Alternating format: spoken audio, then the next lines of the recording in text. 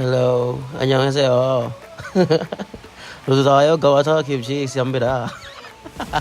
So, ayan, tayo on time eh. Gawa akong kimchi ngayon. Ayan, so, yan, hari na yan para dun sa ating, sauce. 3 tablespoons of flour, so 1 cup of water. Tapos, pakukuluan ko lang siya. Ito yung aking napa-cabbage na, binabad ko na sa asin to, ayan. Nag-firm na siya, tapos lumabas na yung sabaw niya. So, pipigayin lang natin siya. Ayan, tanggalin natin yung na-extract na juice dun sa ating cabbage. Pansin nyo, ang dami nito kanina. Parang nasa 5 malalaking cabbage to. Tapos ito na lang yung natira. Halos nag-shrink ng doble sa size niya.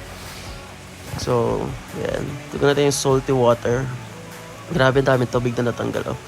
Tapon ko lang yan. Tapos babanlawan natin sila ng maigi. Kasi sobrang alat siya pag di nyo po binanlawan.